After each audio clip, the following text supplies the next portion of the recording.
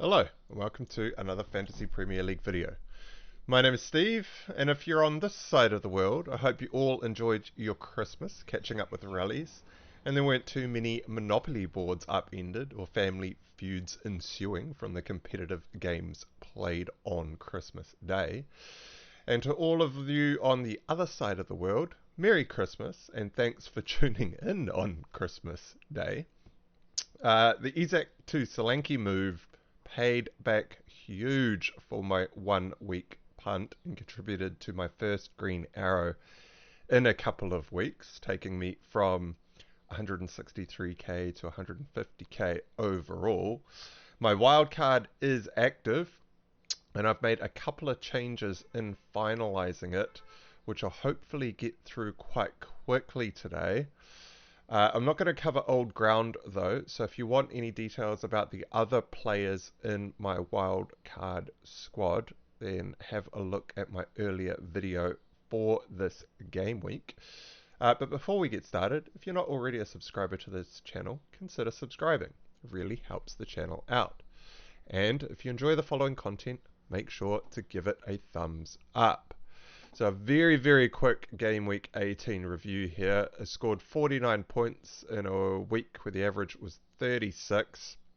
I think I was about 1 or 2 points above my safety score, but that was enough for a 13k green arrow, which goes to show how strong the template is at the moment.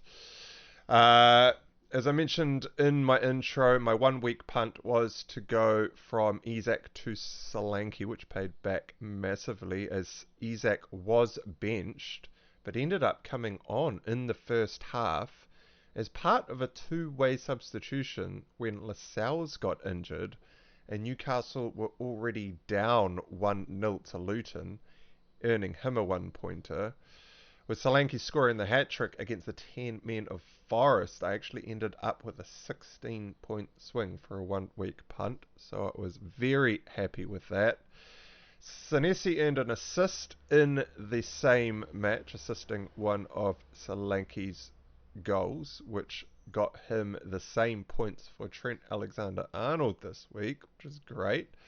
Salah and Son both scored, rewarding all of those who captained either of them over Watkins. And everyone else in my team blanked, including, of course, Watkins. Now, annoyingly, Palmer picked up his 5th yellow card for kicking the ball away, meaning he will miss game week 19. And my outside differential of Huang Hee-chan, who I have been extremely frustrated with owning for the last 3 game weeks, had a huge chance to receive the ball with about a half-field sprint that would have seen him with an easy one-on-one with the keeper, given that there were just no defenders anywhere near him standing on the halfway, and the nearest defender was probably about 10 yards outside the 18-yard box. But Jose Sa kicked the ball out on the full, and Hee-chan was just left with a half-field sprint ahead of him. It could have been a little bit better. That would have been extremely lucky, but we move on. So, my wild card, there are a couple of changes. So I'm actually only going to go through the changes that I have made. So my last wildcard had Lascelles sitting in the squad before the Newcastle game, so I could see what was happening with Shah, Botman and Lascelles. Now Lascelles was subbed off early in the match at the weekend, only lasting 37 minutes on the pitch. Now this was a no contact injury, and he seems to have done something to his hip. So I'm actually expecting he'll be out for quite a while.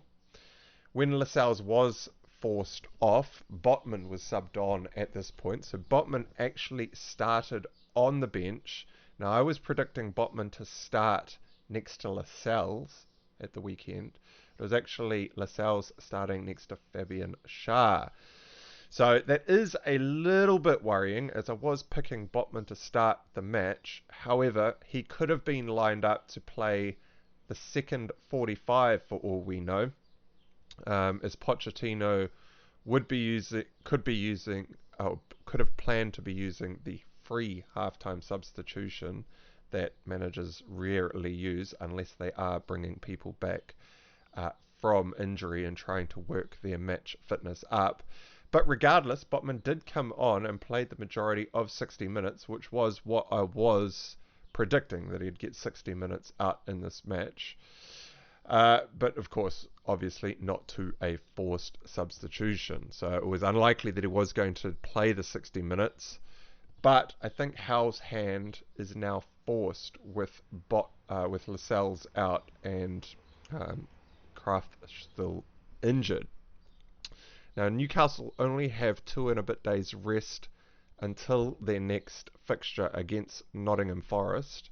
Nottingham Forest without Awani at the moment, and playing Chris Wood up front. But with all the injuries, I don't see who else would step in and play with Kraft out, Lascelles out. It pretty much has to be Botman, unless he tries something really strange with Byrne at centre-back and Livramento potentially playing left-back. But I think it's probably going to be Botman. He did last the 60 minutes, and so I have brought him into the squad. Now, the other change that I've made is I've gone from Branthwaite at 4.1 million across to Gusto at Chelsea at 4.1 million. And to be honest, I don't actually know how I overlooked Gusto on my first wildcard draft, to be honest. With James out and recovering from surgery, Gusto is almost assured a start at right back. Now, on the James injury, there's already talk about ensuring they have a focused, detailed, and well-planned rehabilitation program for James, mentioning his lengthy injury record in the process of these discussions. And with James already in the mindset of making sure he came back fit before this injury so that he didn't get injured again, I could see quite a lengthy spell on the sidelines for James. Now, he has had surgery trying to fix his, I think, right hand hamstring, where he has been having also issues with his left hamstring, but it is his right, I think, that has gone under surgery. And so with a surgery injury, an injury that has required surgery on his hamstring, he will be out for quite a while. Now, Cucurella did start at right back over Gusto in that Sheffield United match last week, which was a bit of a random selection, which I did comment on last week, and I can only assume it's something tactical on a level which I don't quite understand just yet. But Cucurella picked up an ankle injury with an expected return date of the 9th of March, which isn't actually until game week 28. So Gusto looks about as assured a spot as possible in that right back slot, with Cucurella and James both out for lengthy periods. Now, Gusto is 4.1 million, which is the same price as Branthwaite, but he comes with much more attacking threat, and I suspect some better clean sheet odds than an Everton defender. Now, I was going with Branthwaite in my first draft, as he rotated really well with my Newcastle triple up because I do have Dubravka in net. But a Chelsea defender also fits into my Newcastle rotation pretty seamlessly. So if I bring up the fixture ticker and get rid of everyone, bringing in Newcastle, was Everton, we're going Chelsea and Arsenal. So I do have Gabriel in my squad as part of this rotation. You can see when Newcastle have their tricky games, Liverpool and Man City in 20 and 21, Gusto would be playing Luton away and Fulham at home. Now, Luton away is actually a bit of... I keep not predicting results for Luton. They seem to have actually turned a corner. They're very good at set pieces. They scored a set piece against Newcastle, and Newcastle are a very tall team. And one drawback with Gusto is he is miniature. And for some reason, in the game at the weekend for the corners, Gusto was trying to mark the man right in the middle of the box, about this much shorter than everyone else in the box. I don't know why he's in there. Pochettino should have him probably at the front post trying to shut down the short corners, but he is just useless in the middle of the park, and with the height that is offered by Luton, I am a little bit concerned about that, but not enough to leave him out of the squad. The only other problem is game week 26 is still going to be an issue for me. This was an issue with an Everton defender as well, but Gusto does offer a little bit of attacking threat that I could play instead of one of my Newcastle defenders when Newcastle do have a good game. So I think game week 19 I'm going to play all three Newcastle defenders, because Nottingham Forest, they are at home to Nottingham Forest, and Awani'i is still injured at Forest. But in this fixture in game week 23, when Newcastle play Luton, I could look to play Gusto at home to Wolves, as he does offer the attacking threat. Crystal Palace, when they play Nottingham Forest, the rotation still does work quite well. So with Pochettino's style of play, Gusto does get very far forward, and did so in the game at the weekend. He has already earned a 14-pointer against Luton earlier in the season, when he was covering for James's early season injury, in which he actually got 2 assists in that match. And so he does look to have enough quality about him to create some threat in attack. Gusto gets very high and wide on the right-hand side of the pitch, whereas the left-hand side of the pitch in the same position is actually occupied by the winger, either Sterling or Mudryk, with Colwill actually pegged quite far back as they kind of rotate to have 3 at the back, Colwill sitting on the left-hand side, and the right back actually gets quite far forward in the Pochettino system. Now, on Gusto's performance, he actually made a few mistakes in the game at the weekend, and put in some relatively wayward crosses as well. But it was his first game back from a lengthy stint on the bench, so we can probably give him a little bit of grace for his first game back. He did do some good things, but there were some notable errors that he did make in the match. But more importantly, if he is aiming at a more prolific finisher in someone like Nkunku over the coming game weeks, who is actually, and he gets more accurate with his crosses and through balls, then 4.1 million will be an unreal price. But even without that, he is still a bit of a steal, and I think an upgrade on Branthwaite. So the clean sheet potential and open play attacking involvement, the open play attacking involvement that he has over the top of Branthwaite, and probably nailed on in a traditional top side with a great manager, he could flourish. And so Gusto is in the squad. Now, next on the list is Kulusevski. He is going to stick in my team, but I was very close to switching him over to Brennan Johnson. Now, Johnson had a great game against Everton at the weekend, and he has actually been impressing me for quite a while in the Spurs attack.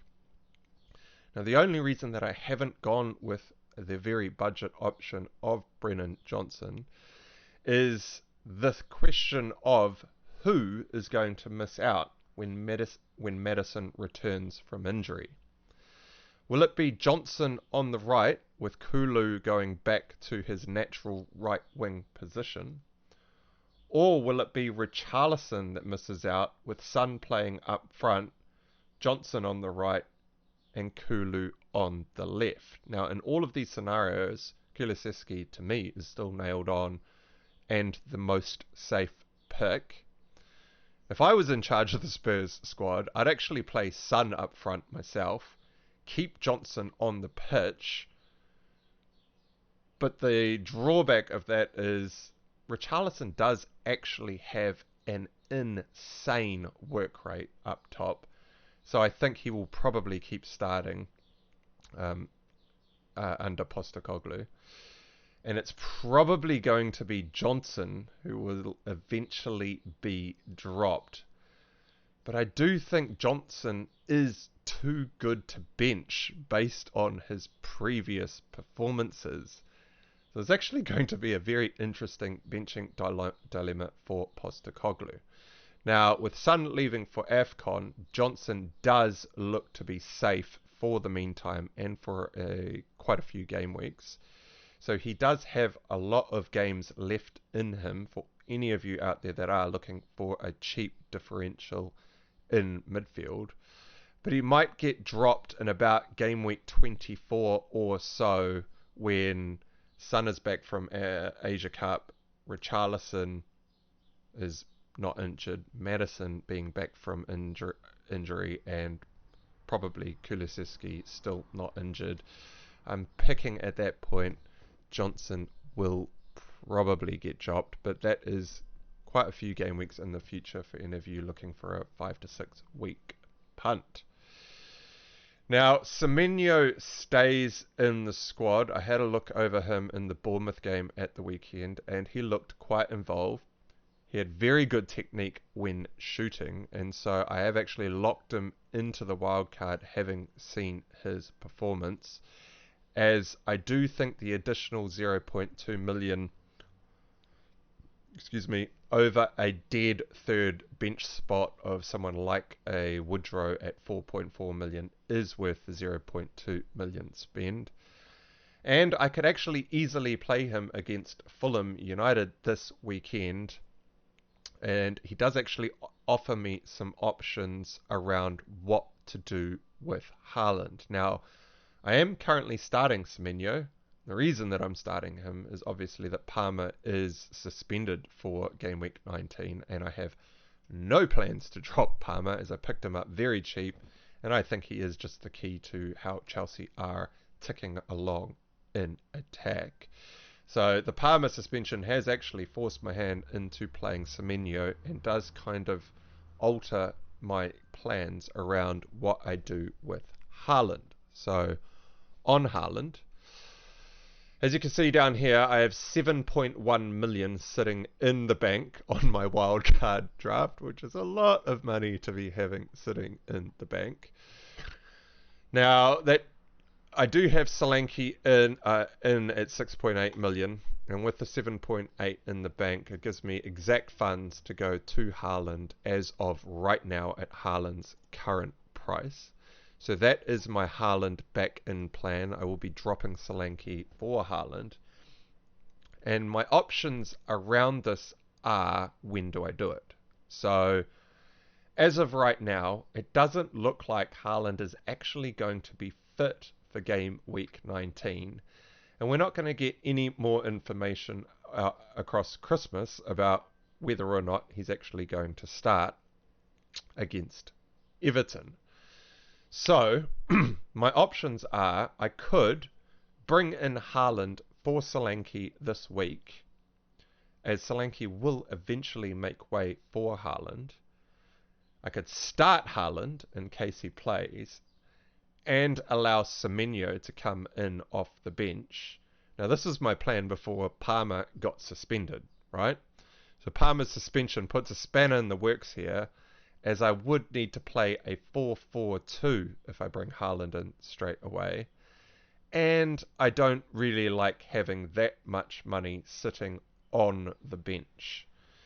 Now, if he does surprise us and start, though, he would actually be a bit of a differential, as lots of managers have sold Haaland, and Haaland is actually trending down for another price drop, down to 13.8 million.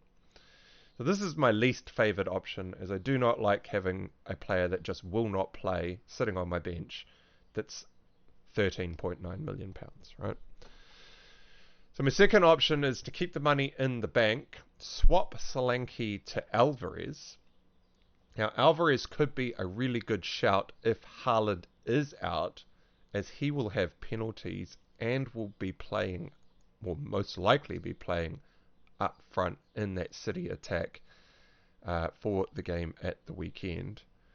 However, if Haaland magically appears on the pitch against Everton, I think Solanke is actually a better shout than Alvarez against Fulham at home, as Solanke comes with penalties. Alvarez wouldn't actually have the penalties with Haaland on the pitch, and Alvarez would be playing in that midfield role instead of being the focal point of the City attack. And so my current favoured option is to keep the money in the bank, play Semenyo and Solanke. And the reason for this is I'm quite happy to play Semenyo, having seen what he can do. And I actually think it's slightly better to keep the money in the bank rather than benching a non-playing expensive player, because this way I at least have another playing player to choose from, even if it happens to be Semenyo. So playing a 4-4-2 with Haaland in and on the bench means I won't need a hit to bring Haaland in a couple, like next game week or the game week after. But it does mean that I wouldn't be able to play Solanke against Fulham at home this week. So my preferred option is to keep Solanke and play him, and hope that in this game week he earns enough points against Fulham to allow me to spend those points on bringing Haaland in for a hit. Now, it's actually not Haaland that I will be bringing in for a hit, because if he is available in game week 20, I'll be bringing him in for free. But with this wildcard, I do have 2 planned transfers of selling Son and Salah in game week 21. So I'll actually be spending that hit in game week 21 to sell Son and Salah.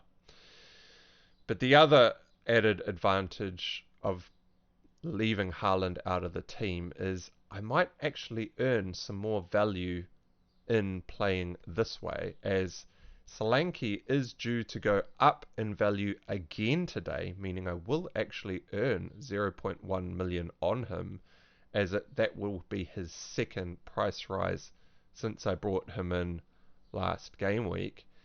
And Haaland is about 50% through another drop. So by game week 20, I might have earned 0.1 million in price gains from Solanke, and I might be able to buy Haaland back at 13.8 million, making me a net positive profit of 0.2 million, which will actually help me fund Maddison when he returns to the Spurs lineup. So this is my wildcard locked in. There are no other changes in here since what you saw in the video earlier in the week.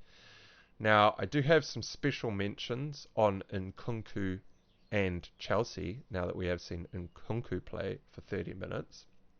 So, Nkunku got 30 minutes against Wolves and scored an injury time goal. And you can see that he is working his match fitness up and could be an option in a week or two. And I thought I'd read out some match notes to explain how I think Nkunku will be used in the Chelsea squad. So at the 35-minute mark at the weekend, the commentator said an interesting stat, which I thought is very relevant here and related to what I've been talking about on this channel. Chelsea have missed more big chances than any other team in the Premier League this season. That was at the 35-minute mark when some chances were being missed. At the 55-minute mark, Jackson has done really well to beat 2 men to the ball, but when he approaches the goal, he has no clue what he's doing. I'm sure he will be benched when Nkunku is fit. At the 62-minute mark, Jackson gets another unnecessary yellow card for dissent. 8 yellows is insane. Already close to his second ban. A big part of Jackson's issue is the top 3 inches. Poor decision making all around, both for shooting and for holding his tongue. At the 88th minute mark, when Nkunku is on the pitch, Nkunku looks very relaxed on the ball in the box. Picks out some good passes and good movement too. So he's working in and around the box, trying to find space to receive the ball in good goal scoring positions. And 96th minute of the game, Nkunku goal, Sterling assist. Nkunku was totally unmarked in the middle of the goal. A floated ball into Nkunku's head and he guided it far post. With Jackson and Broja off the pitch, Nkunku is playing striker. So if you put all of that together, I am almost certain Jackson will be dropped for Nkunku as soon as Nkunku has his match fitness back, which will put him at the top of a very decent attack that has generated a huge amount of big chances this season, and he could flourish. Now, on the Chelsea result, as I mentioned earlier when the commentator said at the 35th minute mark that Chelsea have missed more big chances than any other team in the Premier League, my match notes at the 32nd minute, Sterling, you absolute muppet. You have to play your teammate in there, you greedy bastard. Both Palmer and Jackson are free, and it's 3-on-1 with the keeper. You have to get the 3 points by passing that ball. Now, Sterling should score the goal, but do you risk the chance you miss in going for glory, or do you gift your teammate a certain goal and go 1-0 up? Now, this ended up costing Chelsea the game.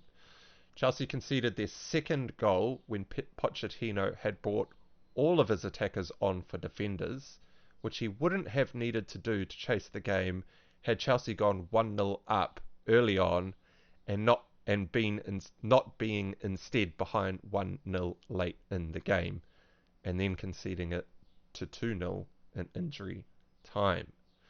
Chelsea would have been able to manage the game easier, and who knows, potentially Nkunku steals the winner if they're heading into the final 30 minutes at 1-1. And at 1-1, I doubt Pochettino would have sacrificed all of his defenders, as he would have been risking the points. So for any of you out there that are considering Sterling, that is a bit of a drawback to the Sterling pick. Anyway, long story short, I think Nkunku will be up front, Jackson will be on the bench, Sterling will have a very hard word heading towards him after the game, and we will see how he bounces back from that. But he is actually suspended for this match, so is Palmer, so we'll probably might even be forced into Nkunku starting at the weekend. Now, Nkunku is on my watch list as a potential way to downgrade Ollie Watkins in order to get the funds to fund a move from Kulusevski to Maddison when he is fit, which is why I'm keeping such a close eye on Nkunku. But you might get lucky, he might actually start this week through suspension and play about 60 odd minutes in the match. The final note is on captaincy. There isn't actually much to talk about with captaincy this week. Salah vs Burnley is just a no-brainer. And that's it for today's video. So if you enjoyed this video and got something out of it, press the like button and consider subscribing. And if not, that's all good too. I appreciate you watching. And until next time, cheers and Merry Christmas.